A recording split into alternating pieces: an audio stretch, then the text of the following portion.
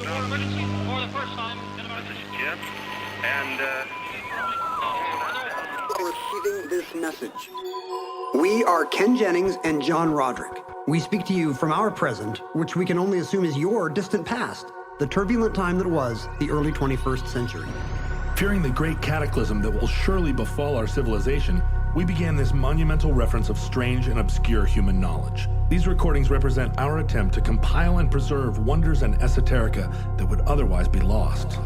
So whether you're listening from an advanced civilization or have just reinvented the technology to decrypt our transmissions, this is our legacy to you. This is our time capsule. This is the Omnibus.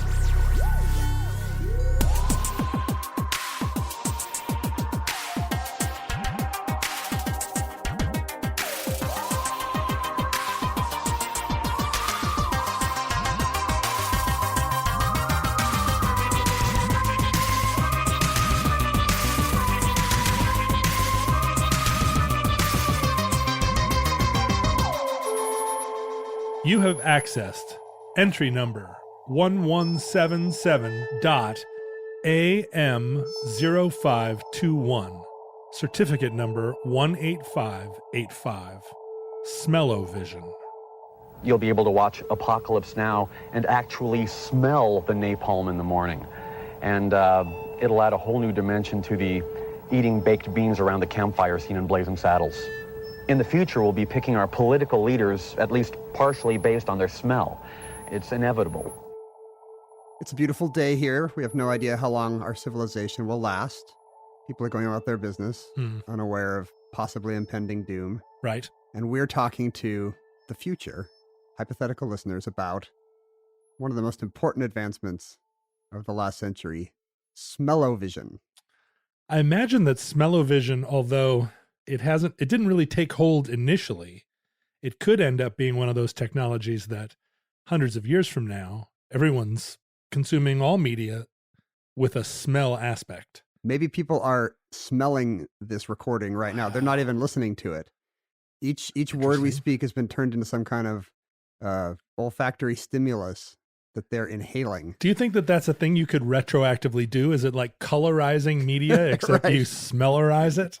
Well, there actually have been cases of smellerizing media, but in this case, you'd be, I think, replacing the whole thing with smells. Oh, right. It would be like, instead of watching Wizard of Oz with somebody releasing smells of apples or whatever, you'd only get the series of smells that somehow convey the same plot and nuance as the Wizard of Oz at every second. Right. So it'd be like if futurelings were actually like giant moles. Yeah, if their most developed sense was smell, which may happen. Right. Smell has many evolutionary advantages. Absolutely. Finding food, hunting, mate selection, avoiding predators. So It's almost a certainty that the creatures we're talking to have only the sense of smell, and they are inhaling these words right now. Well, I hope that this show smells as good as it tastes. There will have to be smell translators that'll have to go back. You know, like today you would translate something into French or Japanese or Uzbek. Right. So you have to have specialists, olfactory specialists who can listen to any medium or painting or classical music, watch a play, and find the appropriate smells. Right. Type it out on the smell writers. On my turd processor, I guess it probably wouldn't be. So smell-o-vision then. Not smell-o-vision, but smell-o-vision. It was styled smell-o-vision, but it was clearly a pun on television. So I don't know if we're wrong to pronounce it to rhyme with television, like smell-o-vision. Smell-o-vision. Are we going to say smell-o-vision the whole time? Well, like that. I do say jack-o'-lantern. But that hyphen O in the middle, like centromatic, or, there were a lot of O-matics and O-visions. Yeah, it was the vowel of the future. Yeah, right. But is it a tip of the hat to the Irish, or is it what is the significance? It's not the smell of vision, right? Well, no. Smell of the vision to you today. Smell of vision. It's a smell of the vision to you. So, what is the significance? How did that become the way that we describe something? How was that the way that people in the 40s and 50s described some new technology? Well, if you think about it, if you replace it with other vowels, it does seem less futuristic. You don't want Right. smell-o-vision, Smelly vision. smell-a-vision. Like No. smell-o-vision, and also the big visual O in the middle. It's like a black hole sucking in both ends of the word with its immense gravity. It's a good vowel. Yeah, but I'm wondering specifically like mixotrons and Are there really that many examples? I think it's ringing a bell now in my head. I mean, there are probably a lot of Greek roots that ended with O, right? Like words that start with automatic or panorama. Right, panovision. Except it's panovision with an A. Those guys missed the trick. But I think it is, you're right. Automatic is the word of the future of 1930. Right, because you go get your food from the automat. Right, everything a ham sandwich comes out of a little cubby hole. Everything is going to be automatic, and so then it's going to be smellomatic or waxomatic. Right, and there were a lot of oramas too, like from panorama, there was sensorama, I think. Yeah, I'm going to go with that. It was a Greek ending that ended up, because auto and pano were words of the future. Right. It became... And the future aspect was very important here, because in the 1950s in particular, movie makers and studios and exhibitors were terrified that they were in a dying industry. Movie makers in the 50s thought that, because television was supplanting them. Right. People are just going to stay home and watch, something, Lucille dumb. Ball. Yeah, Ed Sullivan or something. Because I think we would be amazed at how often people used to go to the movies in the golden age of Hollywood. People would go, like the average American went to like... At least once a week. Yeah, you'd go like the movies, 3 movies a week, right. or something. And that's just not a thing anymore. Like, I feel like at the moment we record this, future listeners, futurelings, Futurama, Futuramas, Futurmatics. I think fewer than 10% of Americans go to the movies more than once a month. Really? Is that a statistic you're just making up? No, I recently read this. And it's for the same reason, except now in addition to television, there's a ton of streaming video sources. And yet somehow the film industry is still, maybe not as rich as it once was, but obviously Hollywood still putters along. Yeah, but there's a sense of decline, I think. Worst summer, this last movie summer was the worst in a couple decades, I think. But we've had that in Hollywood several times over the years, right? And then there's a resurgence. Some new young gun directors start putting out hip new films, like mumblecore or whatever.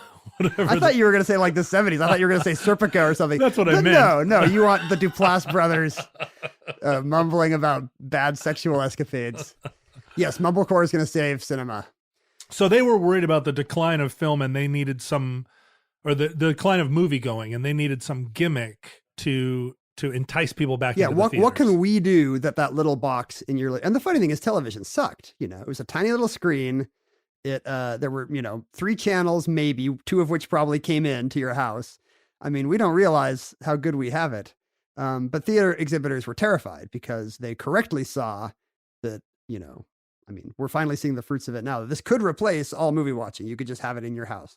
Right. Like it's in Fahrenheit 451, a vision of the future from around the same time. People all have a full wall of their house is a TV screen, and they just stay there watching soaps all day. And that's finally coming true. People are starting to have, big flat screen TVs on the walls of their homes. Sure, for the first time. One of the 2 of us has a giant home theater, and one is a Luddite, still watching Jackie Gleason on a little tiny box. That looks like a microwave. The other day, I actually was watching Rich Little appearances on the Carson Show to see. That's validating everything your audience thinks they know about you. To see how good his impression of Ehrlichman was during the Watergate trial. It was pretty good. This is pretty far afield, but there was a TV movie based on the Leno Letterman late night spat in the 90s. Do you remember this movie? A TV movie starring like actors as it starred that John Michael Higgins from all those Christopher Guest movies playing Letterman, and TV actor Daniel Roebuck playing Leno in a fake chin. And I don't know if you remember this, but for this movie, they got Rich Little to play Carson. Gee, what a fast-paced afternoon. You folks must be just short of a coma. Jay Leno, who is now the guest host on our show, is driving me nuts backstage. How are you feeling? Your thyroid okay? I like Jay, and he is very concerned about my health. In fact, he suggested I take a run through Central Park about midnight tonight. Wow. And of course, he looks nothing like Carson. It's just Rich Little with, high school gray in his hair. But he's doing a very good Carson impression, but looks nothing like him. What was hilarious about watching Rich Little on Carson was the audience insisted that he get up and do 2 minutes of Carson in front of Carson. And I think he did it every time he appeared on the show. He couldn't resist because his Carson's pretty good. But it is. But you forget that Johnny Carson was also famous for his impressions. And so you can see Johnny sitting behind the desk, like his fingers just kind of digging into the desk, wanting to get up and challenge Rich Little to he also wants to do his Ed Sullivan. And Rich Little kind of is doing his Ed Sullivan, and Johnny's got an Ed Sullivan that he wants to do too. And or Jimmy Stewart, like they both have a Jimmy Stewart. Really good Jimmy Stewarts. But Carson also realizes he's a little bit outmatched, and also he's a good host. He's not right. He's there to make the guests look good. Right. Carson should have done Rich Little doing Carson. Like that would be a third order impression. Right. You see that a lot with who are the two aging actors that are most imitated now? Would you say? In our Aging But Living? Yeah, Aging But Living. People do Pacino a lot because they can do the yelling thing. The shouting. But I would say it was Michael Caine. Oh, yeah. Everybody has a Michael Caine. Michael Caine. And he actually gets up and does his impression of people doing an impression of him. I've seen that because there's a whole movie franchise now based around two British people doing Michael Caine impressions, which blows my mind. I don't know why this is a thing. But yes, let's all go watch Rob Brydon and Steve Coogan alternate Michael Caine impressions for 90 minutes. And the other one is Christopher Walken. Everybody's got a Christopher Walken impression. So it's all the easy impressions. That's what we see. Because with Christopher Walken, you have to put pauses in at inopportune spaces. Yeah, but his accent is actually really strange. What is it? It doesn't. He's from New York, Brooklyn, right? Yeah. It doesn't, but it sounds like he's from Denmark. I always thought he was a foreign actor. Maybe he was captured by aliens from Brooklyn at a young age and had to learn Brooklynese from olfactory videos or something. Okay, so smell-o-vision, did it work? What was the technology exactly? The technology is actually not that different than something that had gone back centuries. Like in Elizabethan theater, sometimes they would have censers of incense on the stage so the audience could get the ritual vibe of what was going on in the play. And early movie exhibitors tried some of the same things. There's in 1916, there's a theater showing a little newsreel about the Rose Parade. So they put rose oil in front of a heating element or in front of a fan and blast it out into the theater, and it smells like roses for a second. And would that increase your enjoyment of a newsreel about the Rose Parade? This is the crucial question of smell-o-vision. Does anyone want this? Who was asking for this? If you're a bored projectionist, I can see why you might say, or if you're a movie exhibitor worried that, you got to do something that Ed Sullivan can't do, maybe then you're desperately grabbing for ideas like smell-o-vision. Right. But where audiences Scented I candles. hate that I can see Boomtown starring Clark Gable and Spencer Tracy, but Clark Gable does not smell like tobacco, nor Spencer Tracy like pine, which was a gimmick that a Detroit theater tried in 1943. They would play a different scent with each actor, so you would associate that actor with the smell that was wafting through the theater. They had their signature smell like some theme music. Yeah, exactly. It's the equivalent of soundtrack music, except, I can smell tobacco. Clark Gable must be coming into the movie. But it would seem to me that if you broadcast the smell of tobacco into a giant room, and then on the heels of that, broadcast the smell of pine, then what you really have is the smell of tobacco and pine in the room all the time. You get pine-bacco. Pine-bacco. This is one of the crucial technological hurdles to be jumped with smell-o-vision, John. It's called olfactory fatigue. I have that so much. That, yeah. Not when I'm in the room, I hope.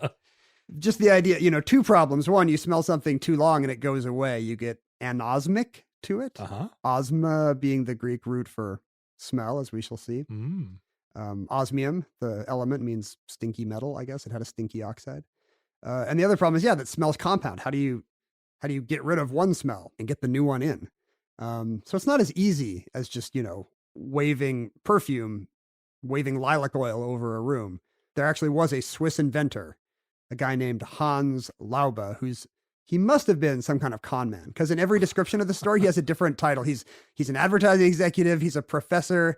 He's an electrical engineer. He's an osmologist, like a boat captain, a thing that doesn't exist. So clearly this guy's some kind of con man or unemployed jack of all trades. Right. And he invented a technology. At the 1943 World's Fair, he unveiled yet another technological advancement at a World's Fair. Mm-hmm. He unveiled a system to produce smells for an auditorium. Boy, this is a lesser World's Fair than the one where powered flight was unveiled. Cars and planes already having been invented. The New Yorkers of 1943 were wowed by movies of flowers that smelled like a flower. It was a pretty simple device. It was mechanical, of course. It was just a belt full of perfume bulbs, like on a metal reel, that were cued to signals on the film. So, in the same way that the side of a film would have a soundtrack so that you could sync up the sound to the film, there would also be other kinds of symbols that could be read by the smellinator. Uh-huh. So was it called a smellinator, or are you? No, I'm just making that up. It would be the smellonator. So when you reach the appropriate part of the movie, a character walks through a vineyard or whatever, click, the reel would advance once. A little needle-like thing would puncture the bulb of grape-scented smell, which would get squeezed into a system of ducts. So it actually had to... That is, the word duct here is that, I don't know, it really repulsed me briefly. Because it's like an anatomical duct? Well, yeah, that's where you don't want a smell excreted, is from a duct. It goes into this equivalent of a heating or air conditioning duct. Imagine those little pipes that they send tubes of memos through little pneumatic in old-timey office buildings. I wish we still had those, man. Those were the days. They still have them at banks. They do. If you're in the Midwest, at least. If you're driving through a bank because you're a time traveler. Yeah. Yeah, you could still put your little...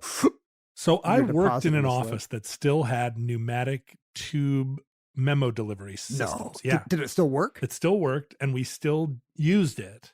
It was a brokerage. I worked at the Piper Jaffray stock brokerage in the early 90s, and we still would put things in little tubes and send them up the tube. So in the early 90s, John, I had email. Can you explain to me why you guys were putting things in little tubes? How early in the 90s did you have email? 92, fall of 92. Wow, early adopter. Well, I was like, college campuses had them. I see. So often, that was sort of the beginning of it. Freshmen getting issued an email address, and you'd say, "What's an email address?" Right. .edu. But why? Yeah, exactly. But why were these people still doing this instead of? Well, I still sat at a typewriter, a manual typewriter, and typed out checks to the big depositors, like in the early 90s. Ding.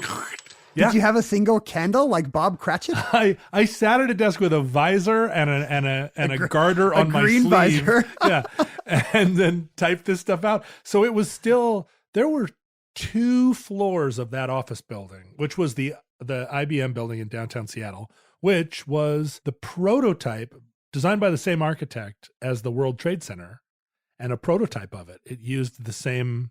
You can go down and see it now. It's still there. Same, I can picture it. It's got the sort of arch-like. Yeah, and it's the same construction style as what ended up being the World Trade Center in New York. And 2 floors of that building were just cardboard boxes full of paper. There was just the archive, and you would go up, and the rooms were dimly lit. Big, just the whole floor of the building. You'd walk on in the kind of flickering neon or flickering fluorescent light. Was it all one big room like Jack Lemmon in The Apartment? Everybody had a little Terry Gilliam station. Yeah, and you'd kind of walk through with your cart, and you'd go find the cardboard legal box that had, the right code written on the side, and find the paperwork. I guess to our listeners, pneumatic tubes and email probably sound equally out of date. Right. So they're not as shocked. As No, I am. they're smelling all their communications with their friends and business compatriots. That's right. You don't even have to sign your emails because you will just know that whoever smelt it probably dealt it. How many times in our lives have we been pushed the idea that we were on the cusp of paperless offices? I mean, I remember hearing about paperless offices at the dawn of the fax machine, right? The fax machine was going to do away with envelopes and triplicate. I mean, it was... The fax machine still produced paper. It just produced that weird waxy paper that ballpoint pens couldn't write on. But I remember fax machines being touted as a way that we were going to reduce paper in offices somehow. I mean, that was the first pitch, was that it was going to enable us to be free from the mail somehow. I totally understand that now that you're describing 2 full floors of an office building that are stacks of papers. You can see why a lot of people were sitting around thinking this is not the right way to do things. I mean, just in terms of rent alone. I mean, they were renting that space, sure, those are obviously. expensive office space in a skyscraper, and it's just full of stacks of paper. But I have yet to see a paperless office. I mean, I just wrote a guy a check today and had a duplicate copy for my own files. Did you put it through one of those things that goes ka-chunk, ka-chunk? I don't even know what those are called. The cardonator. The cardinators. Well, the human love for paper is, it turns out, very hard to extinguish. Everybody assumed books were a nightmare that we would replace with our lightweight tablets. As soon as a good digital book existed, nobody would read a book anymore. And it turns out that's not true. In our era, at least, bookstores are still doing fine because even many young people don't switch over. Is that true? Yes. Like, it's not a generation gap where all the young people are reading ebooks and all the old people like paper books. There appear to be people that will put up with digital books and a huge half of the culture that just will not. Wow. That does not want to switch over. I can't imagine enjoying a digital book, but I do find that a large portion of what used to be my book reading time is now just stare at phone time. That's true. I mean, that's the danger to books, I think. But is that you're just not reading book length things at all. We're all getting too dumb, basically. Well, it's funny because I worked in a magazine stand for many years. So in the evening after you'd leave the bank, you'd wander down to the newsstand. After I realized I was not suited to work at banks, there was a while where I thought that working at a bank was going to be my ticket to respectability. Sell out. Because during the night, I was like a street prowler in and out of all the dark corners of American life. But during the day, I would button it up and go to my bank job. I still wore combat boots under my khakis, but are you some Patrick Bateman figure in this story? At the time, who are you murdering? At the time, after you leave the office, pretty close. But then I realized that I couldn't live this double life, and I needed to bring my life back together into a single life. I quit working at banks, and I started working at a magazine shop, which was it equated perfectly with how I was living. Right, I could work 4 days a week, 5 hours a day, sit and sell cigarettes and magazines to people, and kind of be the sidewalk philosopher that I was meant to be. Sit up there and talk about the news of the day back when people would go to the newsstand. Perfect. To get the news. But I got in the habit of reading newspapers and magazines, and it's a hard habit to break when you start digesting information in these bite-sized in article form rather than in book form. And I never was really able to get wholly back into the novel or the long form book after spending like years and years just reading so many magazines. I mean, I'd get full of words, but all from these 5-page articles rather than tomes. It's funny because every generation assumes the new thing is going to ruin civilization. I mean, it's easy to find screeds about how, radio is the death of the Western intellect or, whatever. And maybe further back still. So you actually predated the screens problem. Like you were afraid that magazines were going to ruin your brain. I actually did feel like magazines had ruined my brain. And so reading the phone for me was an easy transition because I'd already gotten into the mode of being able to read to follow an entire story in the course of an hour investment of time rather than a week or. My grandmother was an elementary school teacher, and she went to her grave convinced that Sesame Street had ruined America because children used to be able to learn in the lengths of a school lesson, an hour or two. And Sesame Street had taught them that there would be something new every 90 seconds. And she just thought that whatever the attention span center of the brain had been ruined, and we were never going to get that back. It's so hilarious because if you watch Sesame Street episodes from the late 60s, early 70s, they have the same pacing as Deer Hunter.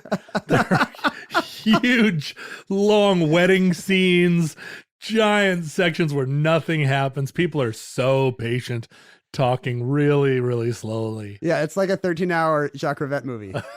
I watched an old Sesame Street the other day with my kids where Stevie Wonder comes out and just sings Superstition like in total, the long album version of it for like 6 or 7 minutes. Yeah. With some long organ jam in the middle on some Hammond organ.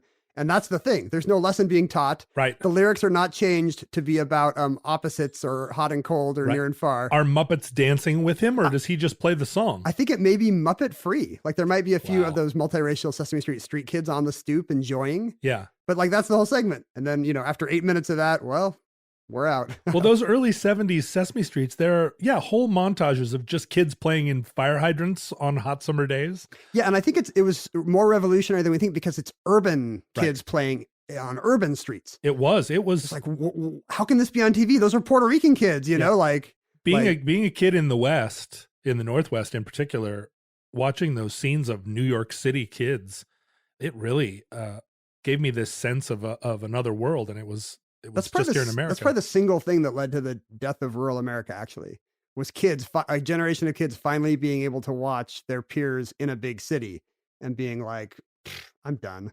I'm not going to live in Wairika, California anymore. Like I'm moving somewhere with fire hydrants. I definitely went looking for America. When I left Alaska, I had this sense that the United States was this foreign land, because also in between here and Puerto Rican kids playing in open fire hydrants was all that John Cougar America, where people with cowboy boots were riding in hay trailers on their way to the football game. And I wanted to, I thought that was just as much. I mean, it might as well have been Zimbabwe for all I knew about it from Alaska. But would you have wanted to smell hay while looking at those images or listening to those songs? I was surprised at how strong the smell of hay was when I finally started smelling hay. That's the crucial question of smell-o-vision, is how badly do you need that smell? Let's get back to smell-o-vision after this break. So, speaking for myself, I do not, when watching a film, desire extra smell. We live in an age when people are eating nachos next to us in some of these high-end theaters, and I find it annoying, actually. Yeah. I mean, I understand the smell of popcorn in a theater. And let's be honest, we're just conditioned to that. There's something inherent about the smell of artificial butter that thinks, it makes you think this should go with a movie. No, it's true. But it's just that we were raised with that. But I feel most theater foods are odorless, A Milk Dud smells like nothing. But so people have been predicting the end of radio since the 40s. But here we are doing a broadcast that's strictly audio. There's no attendant. I mean, I guess probably if you go on the web or if futurelings go on whatever if they extend their feelers into some kind of digital ether. Right. Or use their noses to search for other information about us. There is some additional info, but for the most part, we are still broadcasting in the same way that Orson Welles did back in the 30s. He probably didn't go off the subject quite so much. Who knows? Unless he'd had a few too many wine coolers. No, that was back before radio was accessible to everyone who just wanted to have the ability to conversate. You actually had to have some kind of polish back in those days. But, I'd say that you and I were extraordinarily polished given the standards of our day. But so people actually, in spite of the fact that you can now watch in virtual reality things happening in 3 dimensions, there's still a real place for communication that only takes up one of the senses. Right. You can listen to a podcast and not need to also smell it. So I can't think of a reason I would want to. I mean, a movie is pretty all-encompassing without also shaking my chair which was a real thing. Sense around for Earthquake. And William Castle had a thing where a horror movie called The Tingler, where your seat would actually shock you. You'd get a low electric charge during the scary parts. So it all seems just like a novelty. But did smell-o-vision succeed? What were the people of the day? What was their take on it? Spoilers, smell-o-vision did not succeed. Oh. Not every subsequent movie has been in smell-o-vision, and you just didn't notice. Smell to me is a particular problem because it's very visceral. Yeah. It's the only sense where, well, I guess taste as well. But, when you look at a painting or you look at look out your window and you see a bird, little bird particles are not entering your eye. Thank goodness. I know. When you hear a lawnmower, little bits of grass are not flying into your ear unless you're right next to it. Whereas everything you're smelling it because tiny little pieces of that are in your head. Right. Going into your actual face. If you smell dog droppings, it's because little tiny molecules of the stuff in dog droppings are working their way into your orifices. That's awful. It's not a pleasant thought. No. And yet, Mike Todd became convinced that that's what America wanted. Mike Todd Jr. was a movie producer. His dad had been the founder of Cinerama. Oh. So a movie... Sin-O-Rama. In fact, no. I think Sin-O-Rama with an S is some kind of porn thing. Cinerama. And his dad had produced Around the World in 80 Days, a Best Picture Oscar winner, which is now pretty much unwatchable. But his dad was a big, gimmick-minded exhibitor who died too young in a plane crash. Oh, he was also one of the many husbands of Elizabeth Taylor. Oh, really? So Mike Todd Jr.'s stepmother was younger than him. Wow. It was Elizabeth Taylor. I guess going off the subject for a second. Elizabeth Taylor, the violet-eyed, double-eyelashed siren of the day. Of the day, but not anymore, right? Like, for the 60s, 70s, 80s, there was not a bigger movie star in the world. Even when she stopped making movies, you'd see her in every supermarket line tabloid. Yeah. Like, I grew up in a world where Elizabeth Taylor was the biggest celebrity and a great actress, 2-time Academy Award winner.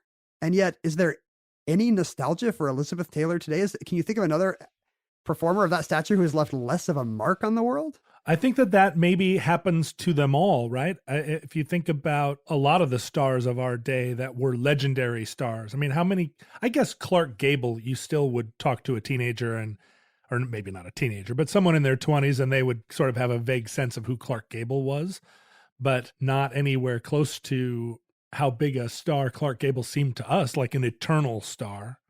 But, Elizabeth Taylor had contemporaries like James Dean and Marilyn Monroe and Audrey Hepburn, people who still retain, some sense that they were, the faces of the 20th century.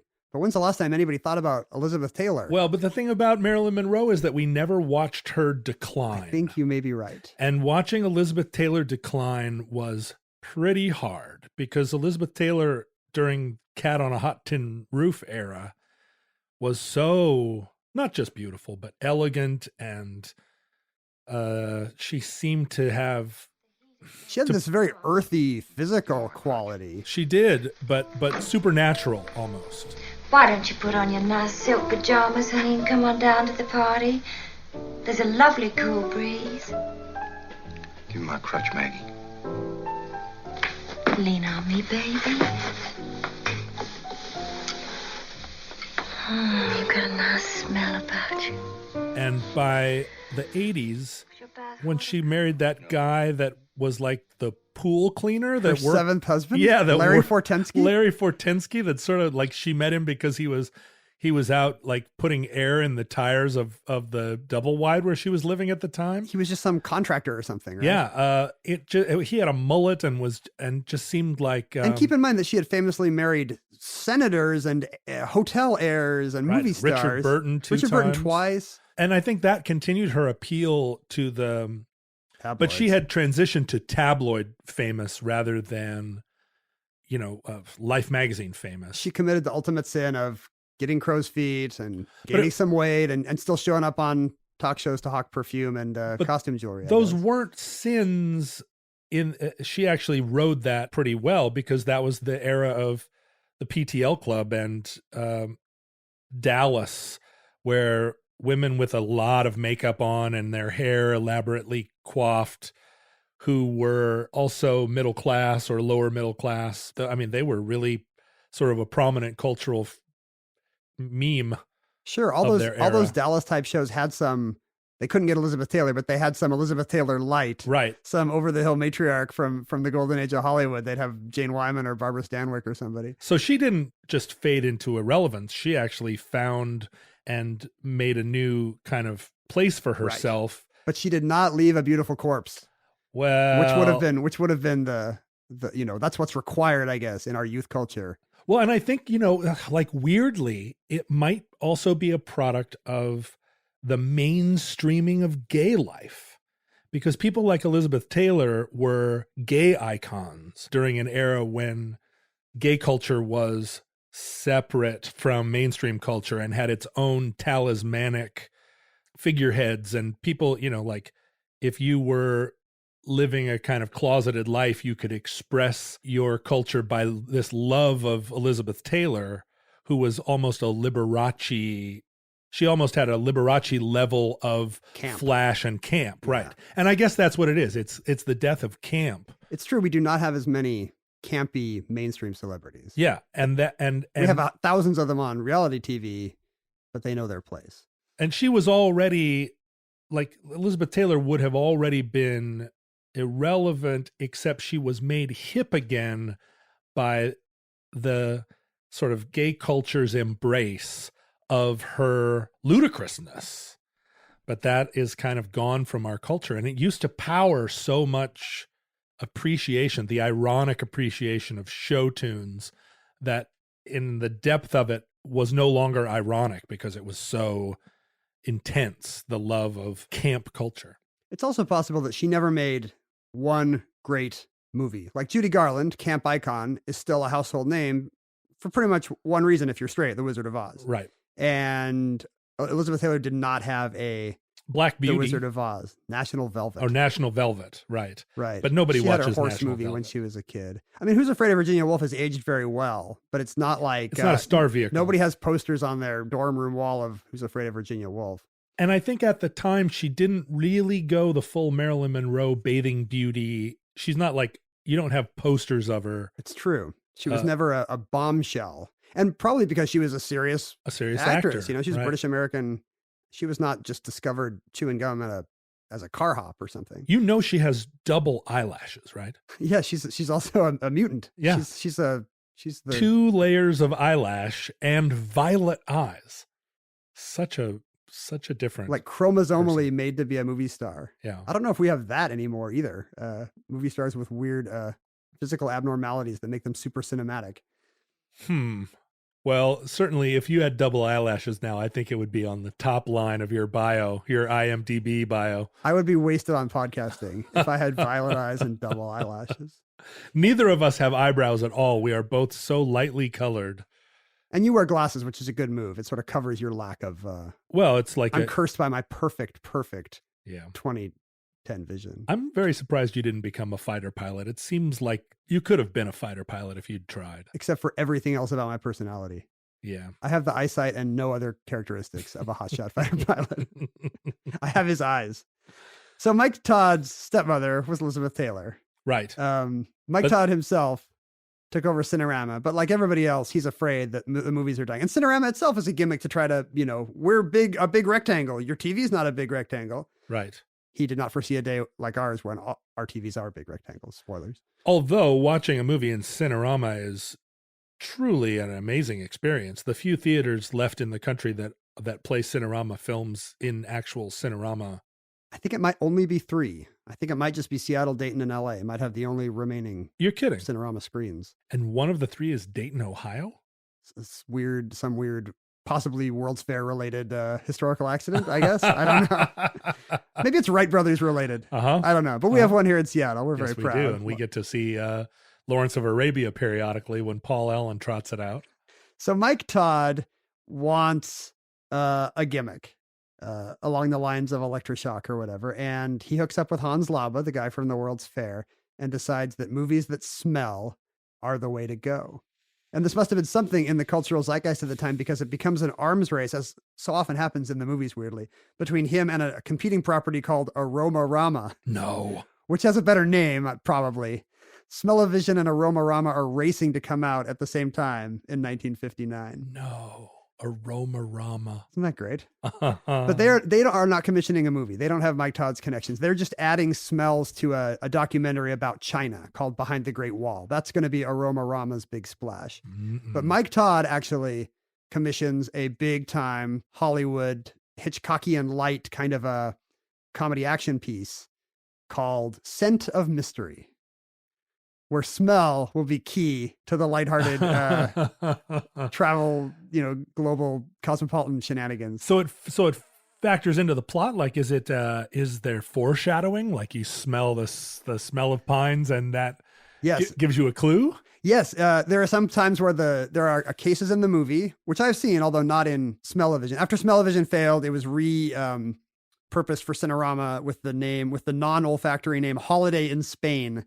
And you can see it on Blu-ray, which future listeners was a technology that introduced and almost immediately was ended by the doom of civilization shortly after its debut. Some strange contemporary people who have home theaters also have Blu-ray disc players.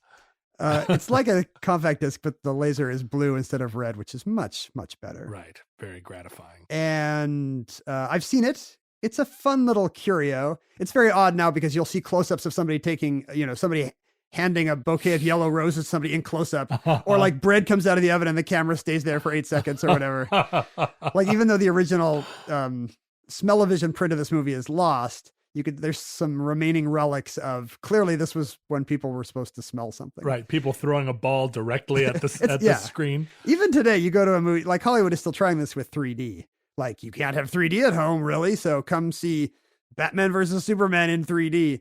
And I hate it. So I'll go to the 2D screening, but there'll always be some roller coaster type scene where you realize, oh, this is for the people who paid $6 for the glasses. Yeah, right. One time per film, there's actually a moment where someone's floating in zero gravity and some water gets released and little bubbles are floating and you're like, oh, that's beautiful. But a thimble just came very close to the lens. But the rest of the time you're spending sort of adjusting your 3D glasses, or at least I am, over the top of my regular glasses. It's very annoying. And it's too dark. I don't think enough people realize how much of the light of the projection gets lost because you're only seeing half of it with each eye. Each eye is only seeing light polarized in one direction.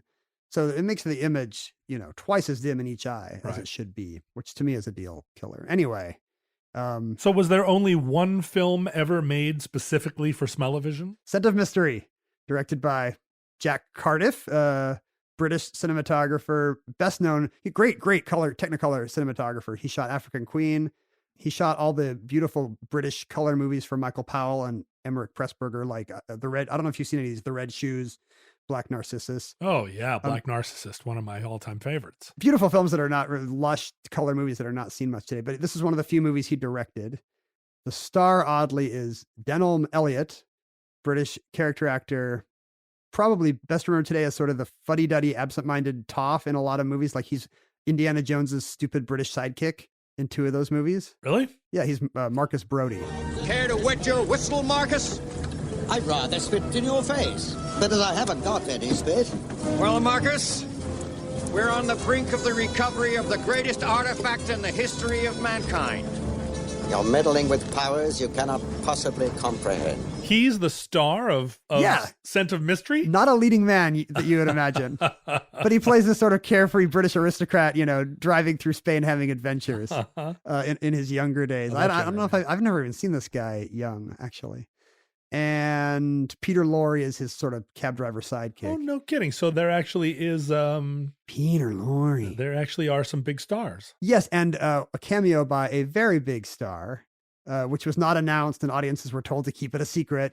Don't tell. It turns out that the heiress that Marcus Brody has been protecting throughout the whole movie is actually a decoy. She's not the real. She's not the real moneyed heiress that everyone's after. And so at the end of the movie, Mike Todd drags out his younger stepmother, Elizabeth Taylor, at the time, the biggest movie star in the world, for a very short appearance. That's nice. So audiences could finally find out what double eyelashes smelled like. So this event, this cinematic event, happened at one theater for the run of one film. Yeah, because back then, big movies like this would debut in roadshow form. Like Scent of Mystery didn't even have credits. You'd be given a program with all the credits in it. A roadshow was a very, it would come to your town and everyone would go. It would be an event. There was an intermission and an entr'acte. And so smell-o-vision could follow the film and be broadcast at multiple theaters? In theory, but you'd have to refit the theater. Yeah. Because the idea with smell-o-vision is the smell comes to your seat. That's what solves some of the technical problems. Is it's not just released by one guy in a air conditioning duct or in one corner of the theater.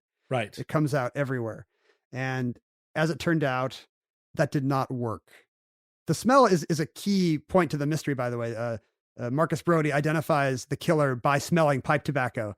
At the same time, the audience does. So, we have the clue, the crucial clue, but it did not work. The smells were too faint in some parts of the theater, which meant people on the screen could see the bread coming out of the oven. Everyone would be like, so So you'd hear loud sniffing from the balcony or wherever the smell was not arriving. It turns out there's also a speed of smell problem. The speed of smell. The speed of smell is slower than the speed of light or even the speed of sound, as you imagine, because it's got to pass through all these ducts. So it turned out to be very hard to synchronize so that everybody was smelling the peppermint at once. Sure, you'd have to release it at a sort of time delay so that the people at the back, it was released quite a bit earlier. That would be a complicated process. Yeah, and they didn't nail it. People at the back were smelling the peppermint like 40 seconds later and were realizing, oh, that was the peppermint in the last scene in the candy store. And you kind of there's that phrase, lead with your nose. What does that phrase mean? Well, you would think that it meant that just the nose is the first part of your face to enter a room or a situation, but it also when you anticipate smelling a thing, you kind of do lean in, kind of lift your nose up and go, like you kind of search with your nose for a thing that you expect is coming. Can you imagine watching an audience at that movie? Just like, yeah, they're not even looking at the screen. They're like leaning, they got their nose in the air. No thanks. Yeah, and I guess there are some reports that people actually got nauseous, that the smell was too strong, and actually audiences were sickened, not delighted by the scent of mystery. So that would be me. I have a very sensitive nose. Are you like one of these super smellers? Are you good at distinguishing? Yeah, I guess. I mean, over the years, people have suggested that I was a super smeller, super taster. Right. But I don't feel like I have it to the degree that would put me in the super category. But I am a smeller taster, right? Like I don't know if there's a ranking system where you can just be good at it. B+ smeller and taster. There's probably a percentile. You're top 10 percentile in smelling and tasting. But I can get very distracted by smell and also very allergic, or it feels like an allergic reaction when it's really just a revulsion and not just to smell of like dog droppings, as you say. As I always say, my hilarious catchphrase. Dog droppings. But also just like even perfumes or what would seem to be innocuous smells will really take me out of a situation and like, no, can't do it. Like an artificial scent of popcorn or something like that might ruin an experience for me. Well, there are people who actually report, traumatic responses to smell. I mean, there's the one thing of people who, have allergies to it. And so certain public spaces are supposed to be scent free now. This is kind of a trend. Yeah, right? Sure. That there's going to be a scent free gathering for whatever. Thank you, people. Thank you, very sensitive people. Yeah, scent free. For making the world safe for Boy in the Bubble, John Roderick, who can't stand Chanel No. 5. But there's also people that have psychological reactions. Vietnam veterans who, when they smell diesel fuel, they're just back there, transported back to Da Nang. Sure, and they say that. Have you experienced that? The idea that it's often said that smell is the sense most closely linked to memory. Sure, and I think that's true. The olfactory bulb of the brain is very close to the hippocampus, which is central to memory, and I think the amygdala, which is central to emotional response, which is why we have these very strong visceral responses to smells. Yeah, there are so many smells that are characteristic of where we grew up, kind of mossy, autumnal smells. There's a lot of leaf litter and stuff kind of constantly sort of rained upon, and it all creates mildew. a very sort of mossy smell out here that if it catches me unawares, particularly if I'm somewhere outside of the Northwest, but I get into a little mossy hollow and smell some of those distinctive smells, it puts me right back to Halloween when I was 9 years old. There's a very particular sort of smell of lukewarm cafeteria food that will immediately put me back in my first grade Seattle elementary school. So you love going to IKEA for that very reason? That's why I go there. I feel like a 7-year-old again. Well, on that note, let's take a little break and we'll be right back. So I guess that would be some virtue of seeing art with an olfactory component, is that it can produce this very strong emotional or even nostalgic response. Yeah, but I guess it would be that's so individual. Right. It would be very hard to have it evoke that same feeling in everyone. Like, what I love is the smell of, sort of stale tobacco smoke, because it reminds me of the years I spent as a kid growing up in Asia where everybody smelled like cigarettes. Right. So I'm actually nostalgic about the worst smell in the world, cigarette smoke. And I can't imagine that, anybody else on the street would want to see a movie edited with my personal smell tastes. Well, when I was growing up, the smell, when you went to get gas put in your car, first of all, there was an attendant who gassed up your car, right? There was no self-service gas when I was a little kid. And there were no filters that kept that gas smell from permeating everything. Oh man, gas stations were so smelly. They were really smelly. In the 70s. And as a kid, I mean, we all loved, and this was leaded gas too. We all loved the smell of gas. You would sit there and just like try and fill your nose with leaded gas smell. That does explain a lot about your subsequent life. Well, John. not just me, but the entire Generation X. That's like that's how we got that whole loser reputation. Well, isn't that true that like some people have linked the rising crime rates and subsequent drop to taking lead out of gas and paint? I wouldn't be at all surprised, right? I mean, I think you can see in different countries the crime rate drops N years after lead is better regulated. It just made people bad and dumb. But those are the smells that, I mean, I sometimes when I'm gassing up my car will kind of catch a little whiff, but unleaded gas just doesn't smell the same. You think you can smell the lead? The lead is the key ingredient. Well, there's also new car smells, right? And that's a smell that's, I think, terrible. And because we've been told it's a sign of affluence, we're all like, yes, love that terrible chemical smell of plastics off-gassing. Oh, I hate it. And it turns out it's bromine and lead and chlorine, and it's all these things that are terrible for you, but that's the smell of money, baby. Well, I wonder, there is like your suggestion that Vietnam vets smell diesel and it takes them back. There are those situations where smell was a major component of the thing being represented, right? Like the Sweet Smell of Success or whatever, the film that we're discussing. Scent of Mystery. AKA Holiday in Spain. AKA Marcus Brody bumbling through Europe. But, they're just putting smells in like baked bread that are just sort of, they're trying to evoke an emotional response, but it's not really anything specific to Spain. Whereas if you were watching a film about Vietnam, like let's say you were watching Platoon, and Platoon had all the smells associated with actually being in Vietnam. Yeah, and not just generic flower smells, but whatever the jungle really smells like. Sure, and helicopter fuel and spent gunpowder, like that might actually draw you into a film and make it feel like it's more experiential, particularly those ones that immerse you in the experience of war or being in an environment that you're not accustomed to. Whereas a film where you're just around somebody's house and it's like, smell these delicious cookies, and the 3D cookie comes at you. I think I'd be both curious and also very wary about going to see Full Metal Jacket in smell-o-vision. Sure. Like I think the number of genres where you want to see what things smell like is pretty low. Like almost any action movie or cowboy movie. Right. No. Anything said in the past at all of any genre, like even some beautiful costume piece, some Jane Austen thing. You're like, what a wonderful life these guys have at their country home. And then you smell what it smelled like then. And you're like, right. Oh, pass. No one has showered in a year and they're going to the bathroom behind curtains. I do not want to smell Sylvester Stallone in any film. Well, do you know the most recent big name Sylvester Stallone?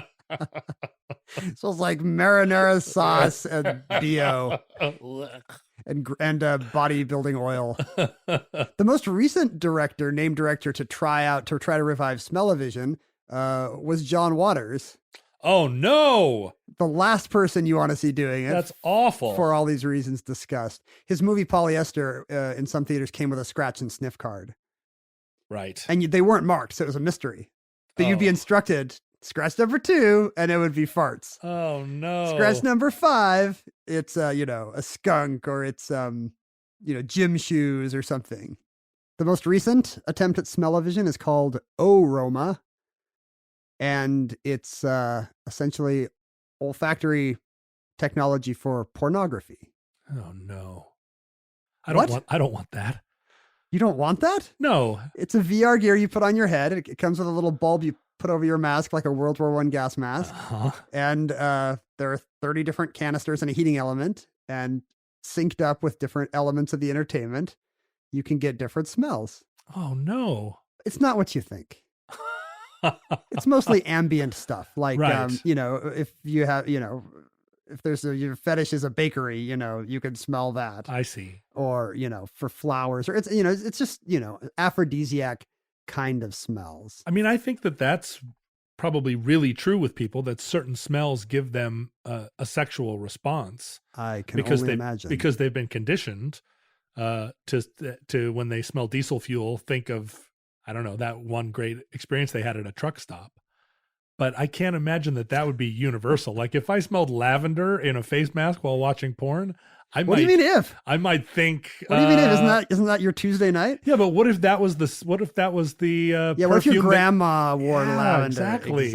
And you're just like, no, get this off. I think it would have to be individualized. It would have to be. It wouldn't be Mike Todd choosing when you smell what. It would have to be I choose what I smell during my private time. I choose the leather and cedar pack for my porn film.